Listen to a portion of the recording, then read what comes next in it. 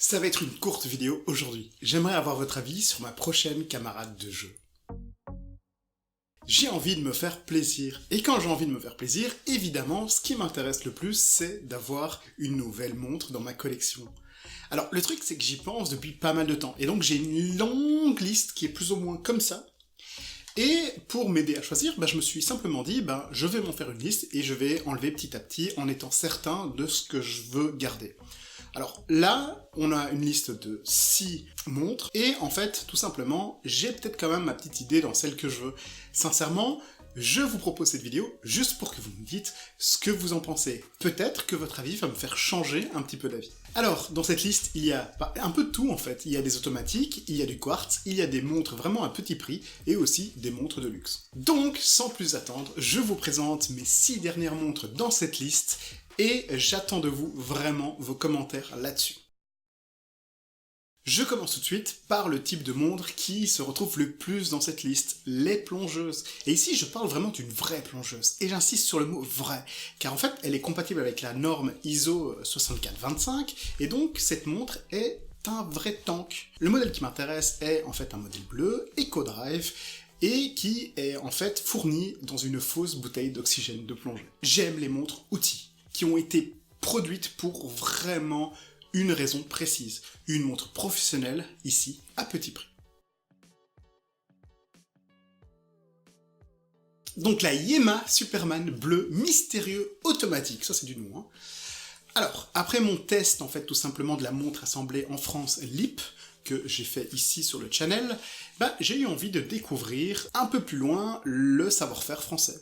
Et donc, c'est tout naturellement que je me suis retourné sur Yema. Elle est évidemment un peu plus chère que la Citizen juste avant, mais c'est une automatique, et en plus un mouvement maison. En ce moment, je pense qu'elles sont quand même pas si chères que ça, vu qu'il y a une promotion qui va jusqu'à fin janvier. La Casio Royale. Alors, c'est tout simplement la montre la moins chère de toute la liste. Pour l'instant, sur Amazon, je crois qu'elle a 33 €, donc sincèrement, une bonne montre n'a pas besoin d'être chère.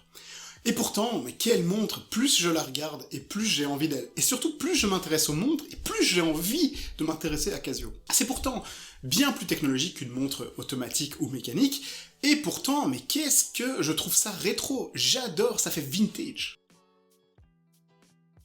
Dans un autre style, totalement différent, on a ici la Christopher Ward C65 bronze édition. Je souhaite vraiment m'offrir une montre en bronze depuis maintenant pas mal de temps, mais j'ai toujours évité de franchir le pas vu que je n'étais pas sûr que ça allait vraiment me convenir. Et vous, qu'en pensez-vous? Est-ce que vous aimez les montres en bronze? Ce que j'aime en fait dans celle-ci, c'est le côté vintage plus le côté original du métal bronze quoi, qui est un métal vivant.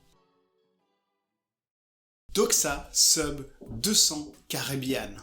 Alors, j'ai un sacré souci, clairement, avec les montres de plongée. Celle-ci, c'est déjà la 4e montre de plongée de la liste, et je vous laisse même essayer de deviner si c'est la dernière. Alors, Doxa, c'est très simple. C'est plutôt étrange, car j'ai toujours vu Doxa de assez loin. Je m'y suis jamais vraiment intéressé. Et depuis très peu de temps, en fait, j'ai commencé vraiment à m'y intéresser. Je me suis plongé dedans, j'ai lu la documentation, et maintenant, c'est une révélation. J'ai besoin d'une Doxa. Est-ce que ça sera celle-ci, la prochaine montre dans la collection? Peut-être pas, j'en sais rien, j'hésite encore un petit peu.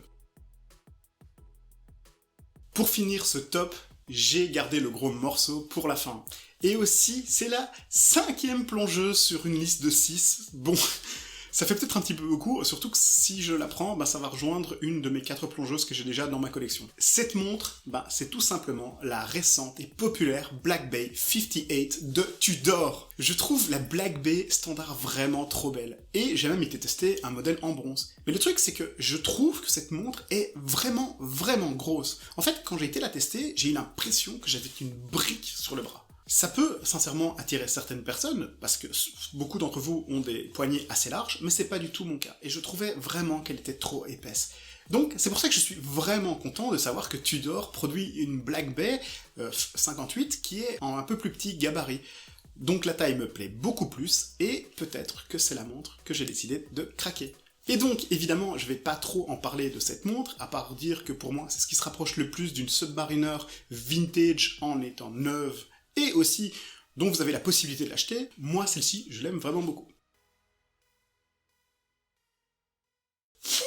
Voilà, bah vous avez ma liste de 5 plongeuses et une montre quartz. Certains modèles sont beaucoup plus abordables que d'autres, et donc je pourrais y aller sans trop y réfléchir, et d'autres, comme la toute dernière montre, ça demande vraiment beaucoup plus de réflexion. J'ai mon cœur qui penche évidemment déjà d'un côté ou de l'autre, mais ce qui m'intéresse c'est aussi votre avis.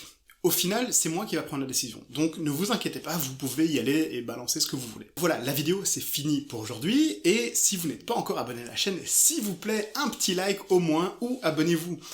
Merci encore pour me soutenir en regardant mes vidéos, et je vous souhaite à tous une bonne année.